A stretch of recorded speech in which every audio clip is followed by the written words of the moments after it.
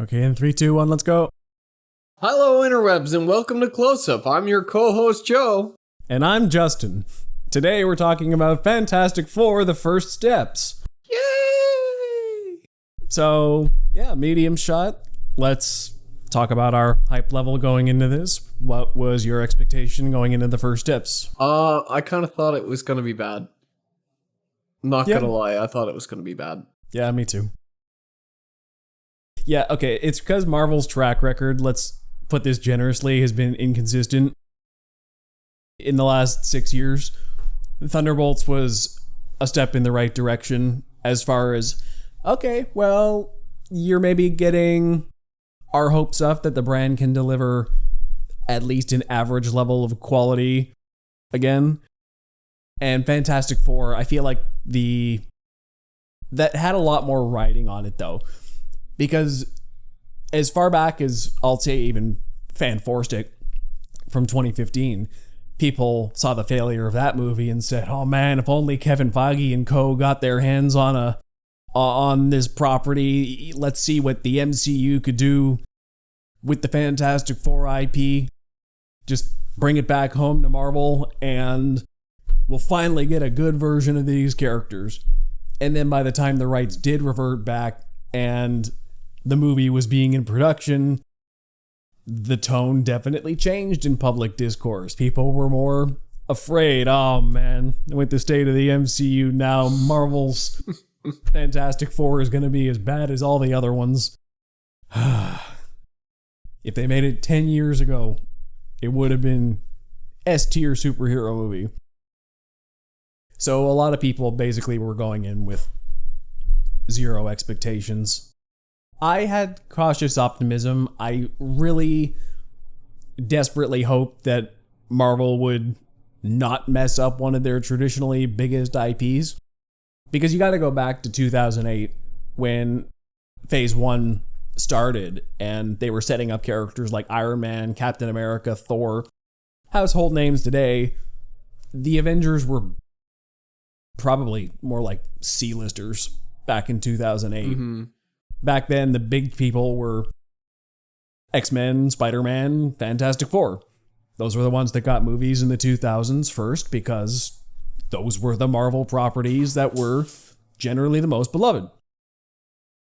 And X-Men has always been hit or miss. Spider-Man had some, great movies at the time, and Fantastic Four's always gotten the short end of the stick in terms of there's a lot of nostalgia nowadays for the 2005, 2007 ones, but those were never considered good at the time. Mm-hmm. It's really more people who grew up with them after the fact that think, oh, well, those were fun. I don't know why people hate on them so much. But they're still generally not that well loved in public discourse. So now we have the new one. And getting into our close-up now, this will be a full spoiler discussion for the record. So my overall thoughts on the film are it's an average script saved by fantastic actors and production design. Yeah, that's about right. That pretty much sums it up.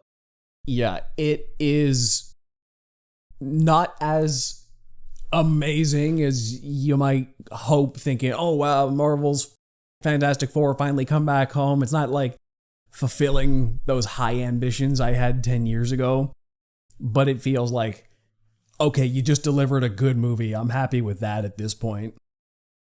It's good enough. It's good enough for now, and it's called First Steps, which I think works on a metaphorical level to me. Is all right, Fantastic Four first steps. What are your next ones going to be?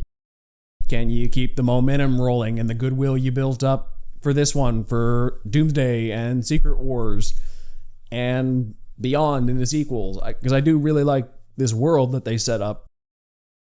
This offshoot world in the multiverse, very retro-futuristic 1960s vibe, and they seem to be the only heroes on that world. Yeah, it was kind of an interesting setup having them be like, it seems like their versions of Earth's basically only heroes. And I thought that was really interesting how they played into that. I think what's most telling with Marvel in general, that they're probably the world's only heroes, is that no other heroes seem to exist in New York City. And as every longtime Marvel fan knows, 90% of Marvel heroes are concentrated in New York City. Everything bad always happens in New York City. That's it. Yeah. You got Spider-Man, Fantastic Four. I think in some versions the X-Men are based in New York as well.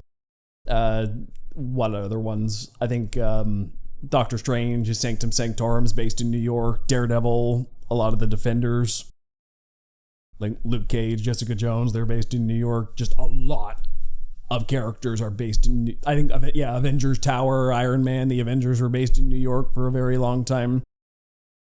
And Fantastic Four seems to be it.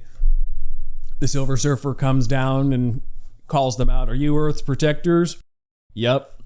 All right. I don't see Spider-Man swinging in here, so I guess you're it. Yeah, nobody else responded. Nobody got involved when it was literally a worldwide crisis that everybody on, like, all the governments of Earth worked together to solve this problem. And they all seem to be coordinating on behalf of the Fantastic Four. They were all, when it came to that relay situation where they're all on the headsets talking to the world governments of the United Nations, everyone seemed to be looking to them. Mm-hmm. It wasn't, it was just kind of every government of the world was relying on these people. And the impression I get is they're very important to this world in particular, especially Reed and Sue, where Sue seems to be a diplomat at the United Nations. I'm not exactly sure what her role is, but she seems to be very well respected on the world stage. You even have people like Mole Man, who seems to have been a recurring rival of theirs in this universe for some time, but him and his people have a fondness and respect for Sue in particular. And it's her connections with him that helped save New York City in the end when Galactus comes. So that's her role. And I would not be surprised if a lot of the technologies of this retrofuturistic Earth are derived from the mind of Reed Richards or people like him. He seems to be very much the mad scientist of this world whose big inventions have made him world famous and propelled his Earth into a retrofuturistic golden age that seems relatively peaceful and well put together on the whole.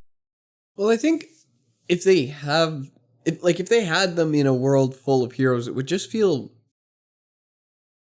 lesser, because it's like, oh, you got your powers from going to space and space radiation. Well, yeah, compared to the rest of all the heroes, it's like, well, that's not very impressive. But in this world, it's like, okay, they're the first astronauts to space, basically, and got screwed up and came back to be heroes, right? So yeah, I think it would take something away if they actually had more heroes around, basically.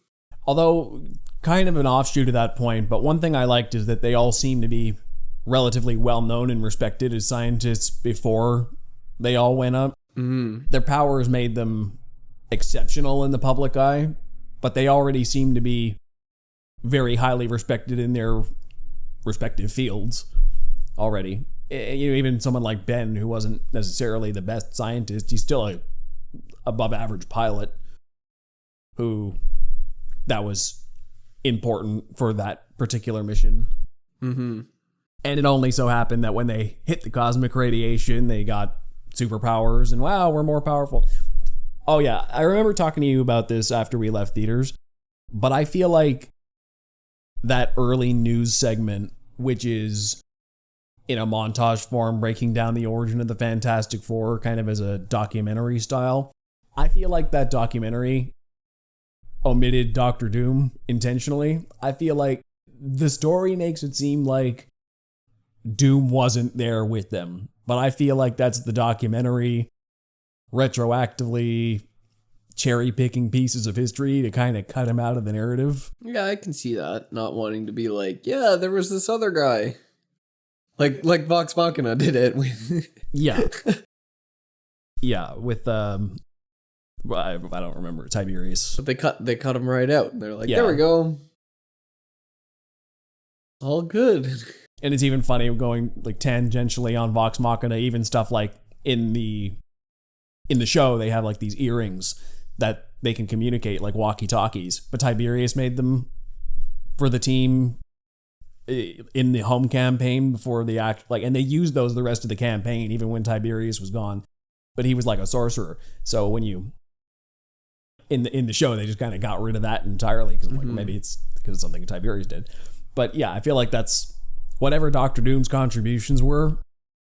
I think they've just been erased from history. And you know he's there because there was an empty seat at the United Nations meeting for Latveria. And he does cameo back of his head in the mid-credit scene. So Doom is out there and operational. And based on Sue's reaction in the end, I feel like she knows him. Mm-hmm. He is a quantity in this universe. I like that they showed enough. Just that empty seat with Latveria was enough. It spoke volumes about what his role in this world is. The entire United Nations is there. Most of them are clapping for Sue. Everyone's on board. He didn't even show up for that meeting. He doesn't want to give them the satisfaction. And I would like to see Victor Von Doom explored in a sequel. I mean, I guess Doomsday is going to be... I guess that's where it's going to be. Yeah. Yeah, which is... I don't know how they're going to play that because we haven't been introduced to him at all, and his first introduction is going to be in Doomsday, as far as I know. Yeah. And now we have to get all this exposition dump about, okay, well, he's got this rivalry with Reed Richards, and I'm assuming because of his introduction in this movie, just the back of his head, that his rivalry with the Fantastic Four is going to be front and center in Doomsday.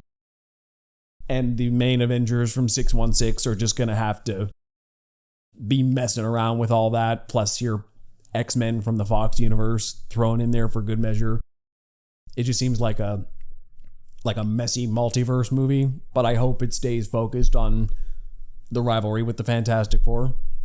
Well, I do think having the Fantastic Four be more of the center focus for Doomsday would be actually good because they're fresh in our minds. Well, they're also a united team, so it feels like you have a good core, where everybody else right now, nothing, even the teams that are there are still kind of pretty tenuous, and actually, that's a good point. Nobody's really connected. That's a very interesting idea, because in the terms of the multiverse, you have the Fantastic Four, a family, a connected team. You have the Fox X-Men, which, despite a lot of hardships, pretty well-rounded, connected team. And then you have the 616 Avengers, which is duking it out between Sam Wilson and the Thunderbolts. The mainline Marvel Universe teams are so fractured and split right now, and then they're going to be running into all these stable teams from across the multiverse who have long shared histories and mostly get along. That could be an interesting thematic undercurrent, now that you're bringing it up. Kind of do it like how they did Infinity War, where you've got your like three separate goings on, basically. All these different squads. Mm-hmm. And then you have the Avengers and the Avengers with a Z trying to... they're just at each other. They're fighting over branding in like a legal battle. Yeah. The whole time. What are you guys doing? Aren't you superheroes? Yeah. We basically set up a capitalistic, boring version of Civil War here, and this is what we're going into the new multiversal battle with. It's a branding issue. They can't even agree on who gets to call themselves the Avengers anymore. Oh. Is it? I really don't want to see that. That sounds terrible. It sounds like a good comedic relief subplot, but also... But that's our 616 people. I know. That's, like, we're supposed to care about them more, aren't we? Exactly. And that's why it could easily be a mess. It could be interesting if that's where all that stuff comes to a resolution and we finally just get a united Avengers front by the end. I can see that being part of a story that we're just kind of making up on the spot. Okay, we're exposed to all these teams who actually work together, so why can't we work together? I just feel like that's going to be a lot. That movie's going to be packed. I don't know how many people are in this compared to something like Infinity War, but Infinity War gives me at least a little bit of hope that they can balance it. They've done it before. All right. We know for a fact that if it's Doomsday, Fantastic Four is going to show up. And it's called Avengers Doomsday. So at least one team of the Avengers is going to show up. So that drama is there too. Yep. So to me, having to do, okay, we got to introduce Doom. We got to get that backstory set up. Then we got to, get the Avengers in, and the Fantastic Four have to jump universes. I feel like just that alone already feels cluttered to me. Well, that's why I'm curious what they're going to do with Avengers Secret Wars, because you have Doomsday Secret Wars back to back. I'm like, okay, are we just focusing on some Avengers this time, more in the next movie? Are they all there for the setup and then we pass the baton for the next one? This one's more about maybe the Fantastic Four and, I don't know, Sam Wilson's team, and then the next one's more about the Fantastic Four and the Thunderbolts or something. It's just the Fantastic Four and Sam Wilson. Sure. That's it. Yeah, I run this team called the Avengers. You guys are in, right? Yeah. Where's the rest of your team? It's you guys and me. Yeah. Oh. So we're definitely off tangent about this movie in particular, but I feel like it's telling that we go on these long tangents about what it could mean more than the actual movie itself, because I think it sets up a lot of fun potential for later, but that's nearly more top of mind for me than the actual movie. Yeah. Which is just good. I mean, I don't have serious complaints about it. I mean, as we're breaking down the elements of its filmic structure, we'll definitely get into some things. But I'll start off with... Actually, no, I'll start off with some critique, because I have a lot of positive things to say. Most of my critiques about this are about the script in general, which, to be clear, is not bad. I think I'll praise one element of it is they really toned down on that quote-unquote Marvel humor. I mean, of course, it's still generally lighthearted, but it wasn't quips every 2.5 seconds, and it was more realistic banter, still funny, still light, but not undercutting the emotions. Yeah, it let the emotions breathe a little bit more. There were some good dramatic scenes with no humor in them whatsoever, which felt a little bit weird and refreshing for Marvel. I was glad to see they let some scenes breathe. But the main problem with it is its structure. It's very... This was your point you were saying a couple days after, was that it's very front-loaded with exposition. Well, the way I described it when you look at the 3-act structure is the first act is a massive exposition dump. It's a montage of backstory and it's just disjointed action set pieces. Yeah, and then you finally get, and it's like a third of the way into the movie, you finally get to the movie. And I just found that it just took them so long to get through that. And yeah. There were certain portions where I'm like, am I watching like a really long trailer? Yeah, that's what the first act felt like. And then the third act felt like, okay, we're just doing the superhero battle with Galactus on the streets of New York. It's like you're basically just focusing on the action scenes and the payoff at that point. So the real meat of this movie, the only real things we're talking about are in the second act. Which even the second act has a montage of, oh, Earth's getting ready. Like, yeah, the second act isn't even a complete act of just the movie. Yeah, it basically starts with them blasting off into space and ends with them getting ready for Galactus. Basically, the whole movie happens in that span.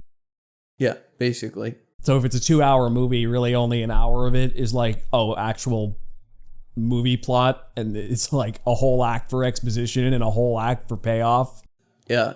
And like an hour where the plot's actually moving in current time. Come on, the big fights never count as plot. Okay, that's No. just a big fight. There's nothing there. Okay, No. We know superhero third acts what they're going to be by now. Yeah. And I don't really think there's much ways to avoid that without making an audience feel cheated. I'm here for big action set pieces. Give me Fantastic Four versus Galactus, which is good, and we'll get to it. But it's just, as a movie structure, it's really just exposition dumping and only a bit of plot in the middle. And it doesn't help that the dialogue is very subtext focused. It is good drama. It's very well delivered by its cast, but it's missing some subtleties.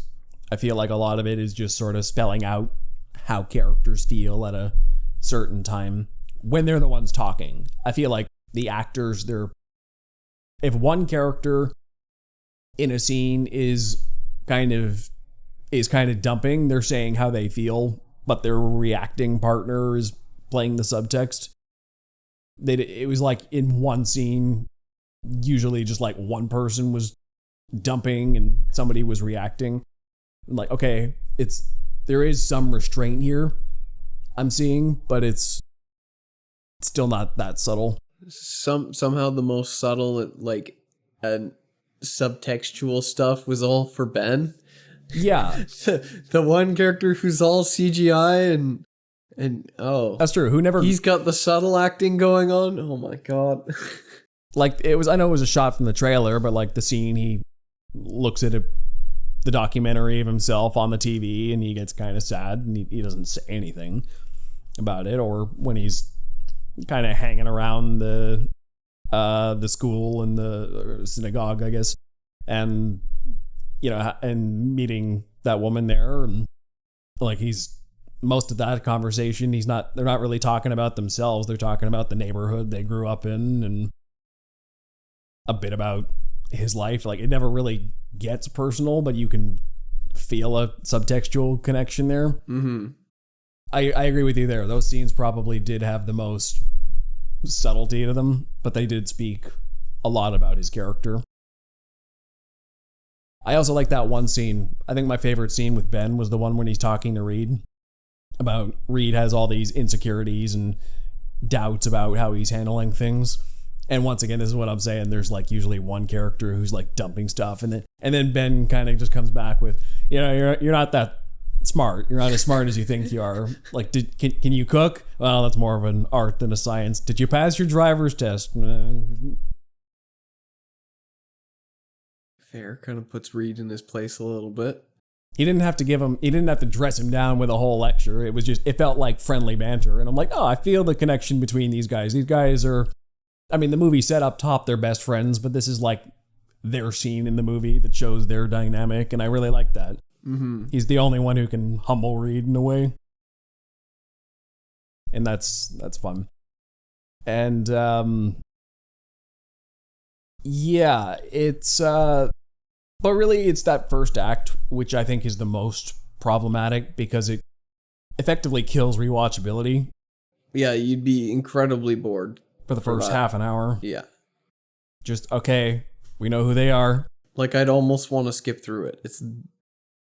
It's Yeah, now not to play comparison games because, I mean, we're going to play a little bit of comparison games here. You pointed out the big difference between that and Superman, which a lot of people, some people whine about that first title card being like, really? You're spelling out our exposition in text right now in that first minute? But it's just like a minute long. It got done and over with. And then he crashes into the snow and we start the movie. Fantastic Four has half an hour of buildup. Which, fine, when you're watching this movie once, I like to see that stuff. It's fun. But like you said, I'm going to probably want to skip it on rewatch. And then find out that the movie doesn't have as much meat as you think because, okay, I want to skip right to the plot. And, oh, we only got like an hour of plot after I skip that. And then we're into the action scenes. Okay. Mm-hmm. It's a really fun time at the movies, but it's just, I don't think it's going to have the legs in the long term in terms of people remembering it super fondly. They'll remember bits and pieces about it fondly. It's a good movie. It's entertaining. But I just think in the ongoing discourse of all-time great superhero movies, it's just an above average one with amazing production design and cinematography and visual elements, making it stand out from the pack. I gotta say that the CGI in this movie is really well done. Yeah. Especially like Silver Surfer, Galactus. Galactus looks fantastic.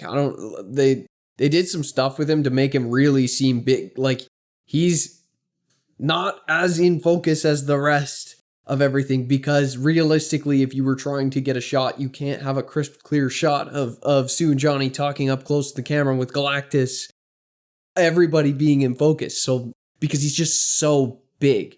So they did these things that really sold the effect of how big he was. He's only partially in focus at any given time. Yeah, like it was really good. I liked that. It's fun filmmaking there. Yeah. Oh, there was a scene where I don't know how they did it.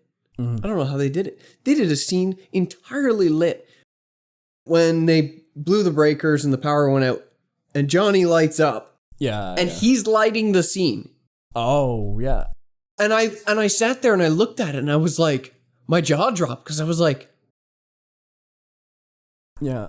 How did they shoot this? How did they do that? It was literally like, it's not like he was off to one side. He was in the very center middle frame and light coming off of him, and I'm like, but how did they shoot this? That's a very interesting point, which I didn't even notice or think of. And like, it doesn't look like it.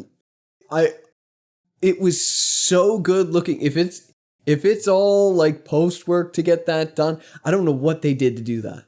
It was pretty incredible. That really shocked me. Yeah, what did you think of Silver Surfer? Pretty good. It looks like intentionally alien and strange. Yeah, definitely. It's Uncanny Valley by design, I feel like. Well, even like to the point where her hair is like solid stiff metal, like it's solid. It nearly was like an action figure where you move it and the hair moves with it. The hair is like stuck to the head. Like, yeah, I noticed that. I was like, oh, this is. But that really made her stand out and feel like not just, it really made her feel like an alien and like she didn't belong there, which was interesting. Yeah. I think the only CGI which sort of took me out of it was the baby. Just what they did on the baby, I'm like, this seems a little unnatural. It was fine. It's passable enough. But it wasn't in it enough that it was super distracting, but if I'm getting nitpicky. And I didn't like Ben. Yeah, you never cared for that, even from the trailer. The trailer, I was really hoping it was going to look better. It looks so soft. It just looks fake to me. It doesn't look like, I don't feel like he's made out of rocks. And the practical suit back in 2000s looked better.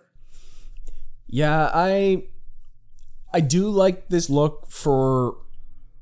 See, okay, I have mixed opinions on it because I agree with you when I look at it. It doesn't necessarily feel like rocks. There is an artificiality to it. It doesn't seem rock-like enough. But when I look at his face and the motion capture on it, Eben Moss-Bachrach gets to emote a heck of a lot more than Michael Chiklis did 20 years ago in a rubber suit. And the design they used for it strongly evokes that classic Jack Kirby art from the 60s. It's more stylized. It allows for a better performance. But the effect itself, it works. But he's kind of made of rocks and it doesn't feel like rocks. It's just... So I understand being mixed on it. It works for me more than it doesn't. Yeah, like, it's fine. I don't know. I kind of wanted to see more from it. I mean, even like a combination of techniques maybe could have made it look a bit better to me, but otherwise, and there was one shot in the movie that looked really, really bad, but the only one time did it like really look bad. Yeah. But otherwise, for the most part, the effects all looked really good. And the style of everything it had a style. It was going for a style, and it sold it. It looked really good. Most Marvel projects, going back to the original Iron Man, are basically just our world, and the most interesting thing about it is the central hero in the world crashing through New York skyline buildings and Chitauri, and okay, we're just doing our world, but stuff added on top. This felt distinct from the ground up.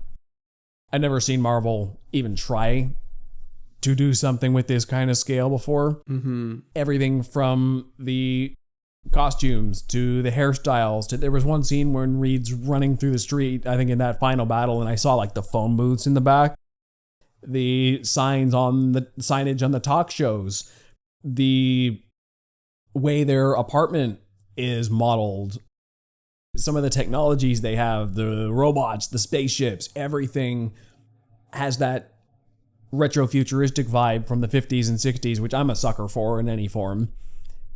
Like, Fallout's one of my favorite games for a reason, largely because of the aesthetic. It's just something that I'm continually gravitated towards, and it's something that the Stan Lee and Jack Kirby comic books had back at the time, and it was a distinct style, which was adapted very well here. Mm-hmm. It just feels unique, and I really love the color palette too. Basically, the entire thing is some shade of blue or white. In basically every scene, even the grading sort of has a bluish white look to it. Yeah, and it kind of worked with like a lot of like almost pastel colors in a way. Yeah. And that really gave it a look too. I don't know if I've ever seen a movie graded quite this way. It was just to look at it just felt unique to me. Yeah, it looked good. I was very glad, especially with Marvel. Their color grading has not been great for a while. Yeah.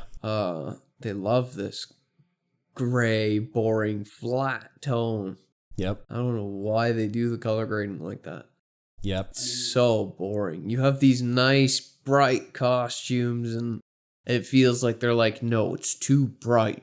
Crank the saturation down. What? You go from Thunderbolts to this, it's Whiplash. Oh, yeah. Thunderbolts is like... All the Earth-based terrestrial heroes have this look that you're describing. Yeah. The space-based stuff like Guardians of the Galaxy, that's always been a little bit on the brighter side. Yeah. But, and then you have like your Spider-Man trilogy that got like certain characters got to have bright. Yeah, but it's the Avengers palette where they apply it to everybody. It's like they took the palette from Civil War and applied it to everything Avengers. At a certain point, and, I distinctly do not like Civil War, and that's... A lot of it has to do with how flat, boring, and ugly it looks. Everybody's like, well, the airport fight. I'm like, that is some of the worst... that is some of the worst action I've ever seen in Marvel. It just looks terrible on camera.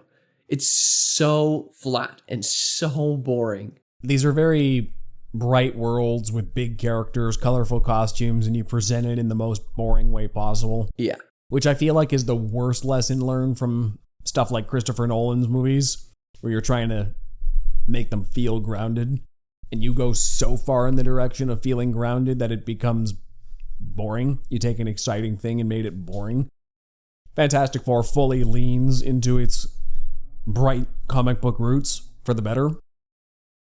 It does feel very much like reading a comic book. And, you know, once again, this isn't even like a comparison game thing, but I just love how this month we've had Superman and the Fantastic Four, two movies that are unashamed of their comic book roots and fully leaning into it in a way I don't think I've ever really seen comic book movies do in the last 20 years. It just feels like, oh, we're not trying to make superheroes fit in our world anymore. We're fully embracing that these are distinct worlds with aesthetics, and we're just adapting them more wholeheartedly now, instead of trying to make people feel like they're grounded in a reality. Like, yes, they're grounded in a reality, but not ours, and that's an important distinction. Well, something that I liked that they did where they grounded it is they kind of did the opposite of Ant-Man, like the Quantumania. Your big bad guy who's supposed to be really powerful wasn't defeated. He was just moved away. Yeah, that's right? true. They didn't really defeat him. And that was the level of grounded it was. Like, it was grounded in its own world. It wasn't grounded in ours. Exactly like you're saying. Yeah. But they still left their limitations there, and they didn't have to screw with power scaling to make it believable for something like that. Like, yeah, halfway through the movie when they introduced us to Galactus, I'm like, how are they going to win? Yeah, even at the end, Sue died for the effort and was quickly brought back to life in a Deus Ex Machina courtesy of the baby, but that's fine. The point was, well, first of all, she's a badass for soloing Galactus. And I saw a great comment on Reddit. They're like, hey, everybody who plays Sue Main on Marvel Rivals is feeling seen right now. Just for how awesome that character is as a combatant. Doesn't get her due praise. This movie is like, oh, she took on a cosmic being single-handedly and yes, died, but she pushed Galactus through the hole. And that's the thing. It didn't feel unbelievable for her to be able to push him. Yeah. Like, they made the whole thing, the whole struggle was trying to get stuff out of the way so that he can't hang on. Yeah. Ben was knocking down the pillars. Johnny was kind of throwing fire bolts in his face. Reed was stabbing him in the back. Yeah, and that just was enough to, and that's what I really liked, is that they didn't have to mess with the power scaling or do anything ridiculous to make it, to have your heroes win, right? Yeah. I actually thought for a significant portion of the movie, especially having, like, I think it was in Thunderbolts, they had the little teaser of them coming in on their ship or whatever. Yeah. And so I was trying to figure out where that is in the timeline, and I'm like, are they going to lose? Well, I feel like that's going into this movie. A big fan theory was that they were going to lose. Galactus was going to swallow their world, and the Fantastic Four would have to escape. And that's why the plot had a lot of weight to me, because they chose to keep their son instead of giving it to Galactus, and the whole world is starting to turn on them for it. And knowing those fan theories going in, I was seriously like, is this selfish decision on the part of the Fantastic Four? Justifiably selfish. But is this decision going to end up actually dooming their world? Like, that'd be a bit of a bummer going into Doomsday. I don't think these characters would have the mental fortitude to come back from that. They're the reason their whole world got decimated. So part of me enjoyed having the happy ending, but another part of me said, well, it is a multiverse, and we already know from the Thunderbolts teaser that they're going to be in league with everybody else, so do they doom their entire planet? And I really didn't know. Usually with Marvel, you kind of know the status quo is going to be okay. This is probably the first MCU movie since Endgame where I've actually felt like, are they going to lose? Like, how badly? Actually, I shouldn't even say Endgame. I should say Infinity War, because Endgame, I even kind of knew it was going to get resolved. But the first one since Infinity War, where I'm like, yeah, I think this could actually go very badly. Mm-hmm. And you have my investment to see how that pays off. And the fact that it didn't go badly, well, like I said, a bit mixed on that. I'm like, well, they could have taken a bigger swing. They played it safe. Which is fine. The reason I like it is, as you were saying before, it would feel weird having a status quo world where They are interacting with other characters on the regular, and they set up such a cool world from the ground up here that it nearly seems like a waste to just toss it aside and then have this version of the Fantastic Four interact with the gray sludge of 616 as a baseline. Maybe I don't want to see 616 anymore.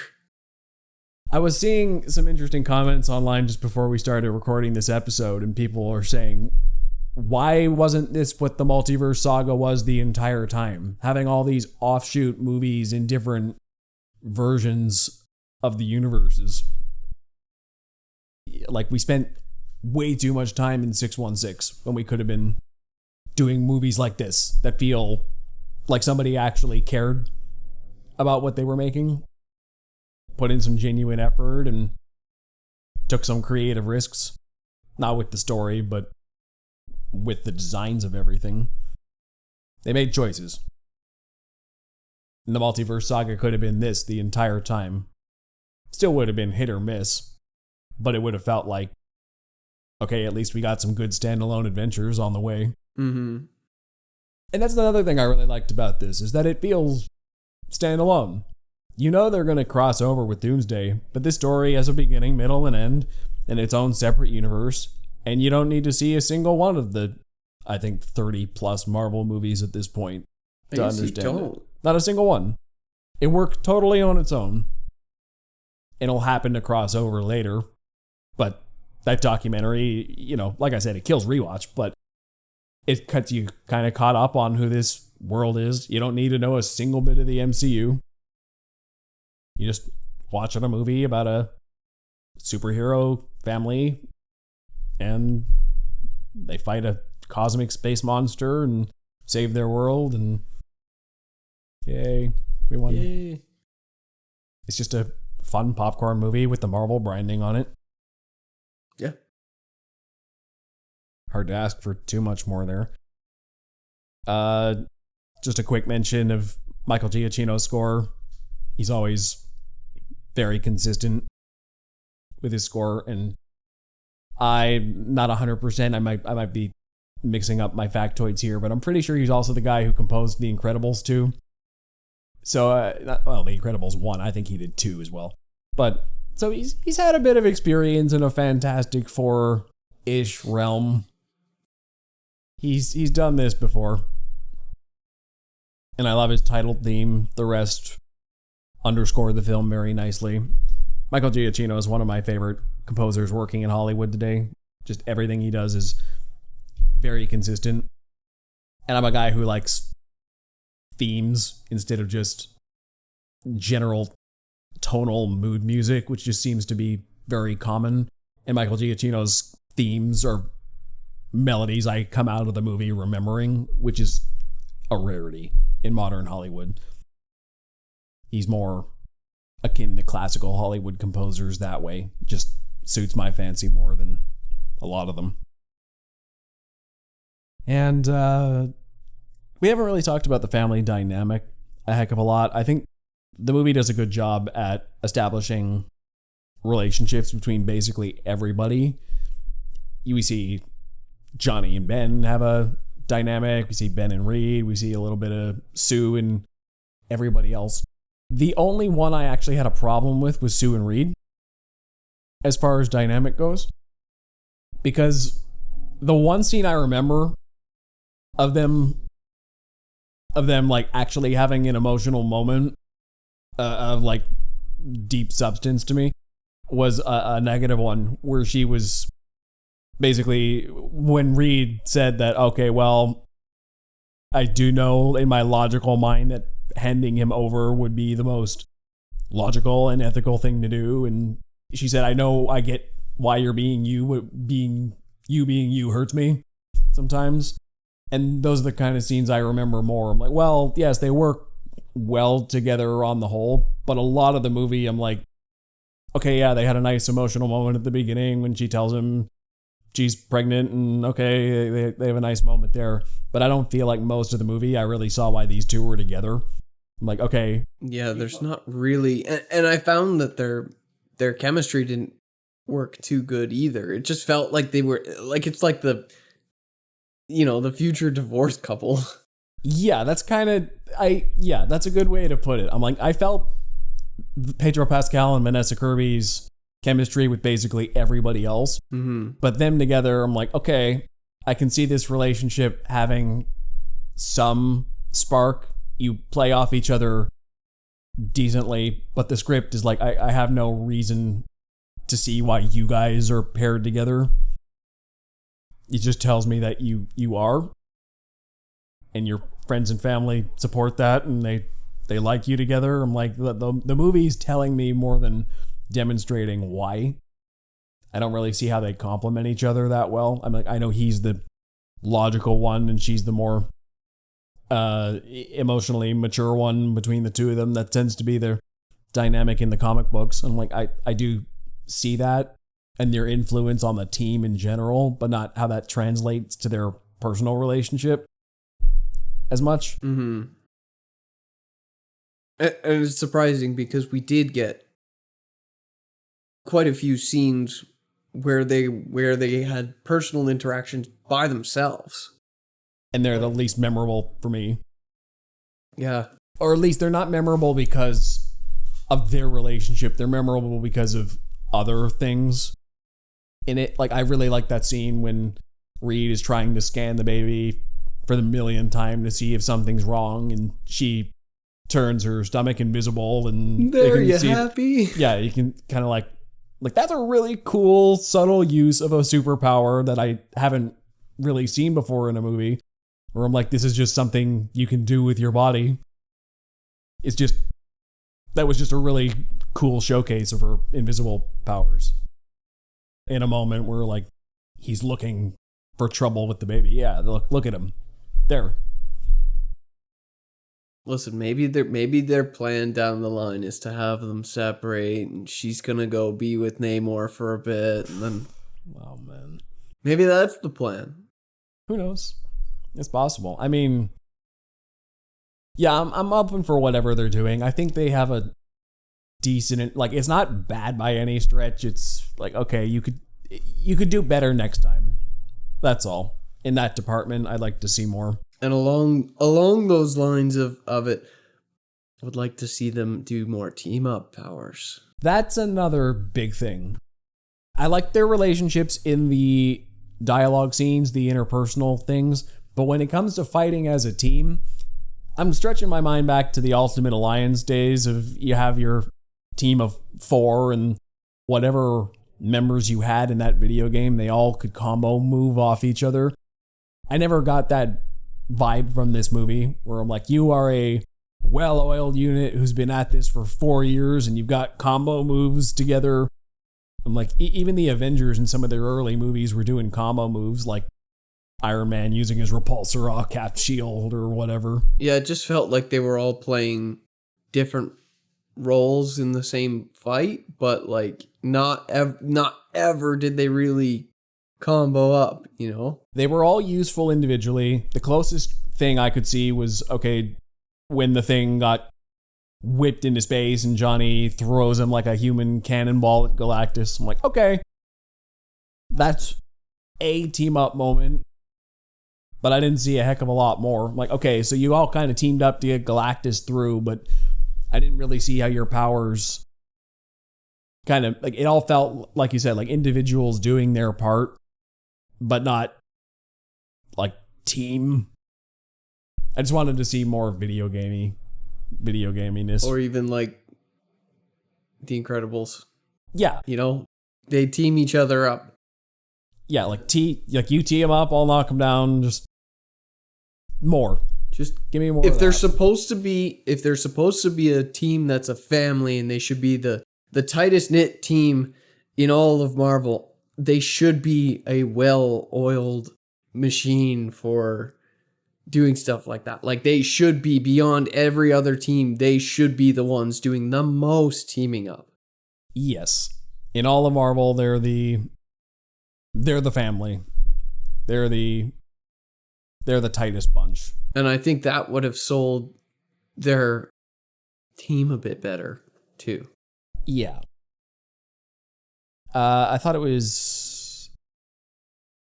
Yeah, I thought it was an interesting theme about how, like, they chose not to sacrifice any member of the family. And it was interesting how Sue tried to spin that on a worldwide stage. Like, okay, well, we consider you all family in a way. We're not sacrificing our baby for you guys, but we're not sacrificing you guys for our baby. Like, yeah, that's a good speech. A little too effective, maybe. It kind of quelled everything right away, but whatever. Listen, it was established at the top that she's very influential. She's so good at public speaking that she convinced the mole man to chill out. I feel like even though the only way I'll kind of let it slide is just because the Fantastic Four in general have built up so much public goodwill that even just this one thing that everyone's mad at them about, like, no, they all fully believe the Fantastic Four will save them in the end. Just because they've come through so many times. When they come back, they're like, so how'd you win? We didn't. I like how confident everybody was too. Yeah. Like, you came back after the Fantastic Four, back from a month in deep space. So, how did you beat Galactus? What? What do you mean? About that. Okay, but like, what? So he tried to make a deal. What was the deal? He said, give up our baby and everything would be fine. Oh. And you didn't? No. Ah! Pitchforks! Flames! Mob the Baxter Building! They still had confidence. Everybody still worked with them afterwards. Or else Sue's got some special powers we don't know about yet. She's like Kilgrave. Power of suggestion, very strong. People will do exactly as she says. Yeah, let's see. And there's the Silver Surfer, which, her story's fine. The Silver Surfer story I'm familiar with. Herald of Galactus gets a conscience. Or gets the moment to act upon the conscience they've had for a long time. I just like more that it gave Johnny something to do. Like, okay, so him doing the translation thing mattered. Yeah, they didn't make him He's not just entirely an idiot like most iterations have. He's still a scientist. Yeah, I like that it reminds you, no, he was on that original mission for a reason. He's not just because he was Reed's brother-in-law. Actually, most of the time we see him outside of everybody working. He's in his room working on that. That's true. Like, he goes and he's dedicating that time to it. I also like how Reed is kind of dismissive of him. And it shows what kind of patriarch of the family Reed is, that even Johnny's got to like book in time with him. Like, sir, it's your 3:00. Oh, yeah, Johnny, right. I also loved how socially awkward Reed was. He seemed like a brilliant guy who doesn't get out much and doesn't do people very well. Pedro Pascal played that very well. Mm-hmm. Yeah, there's a few more things I could probably say, but that's the long and short of it for me. I don't know about you. Yeah, no, I think I'm good. Yeah, so in a nutshell, it's good. It's just a really cool movie to look at and be entertained by, and the action sequences are fun, and it's just good above average superhero movie. One of the probably the most stylistic thing Marvel's ever put out, and it landed in a good way. And it's the best Fantastic Four movie that's ever been made. It does the family the most justice I've seen thus far. And I look forward to seeing where they go from here. For me, Fantastic Four is worth a watch. Yeah, I put it at a mid-tier garbage because it's good. It's watchable. I think you should watch it because it's enjoyable. Yeah. But I don't personally see myself ever rewatching it because it just doesn't have that rewatchability, and it's just, I don't know. It's good the first time around.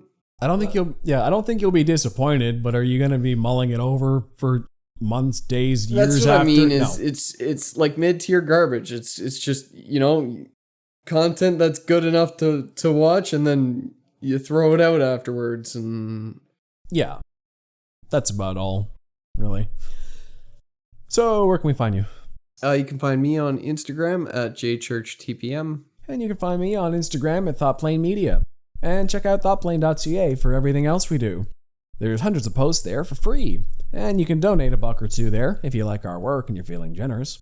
We hope to see you on the next close-up with Ryan and Joe and Justin. Till next time. Take care.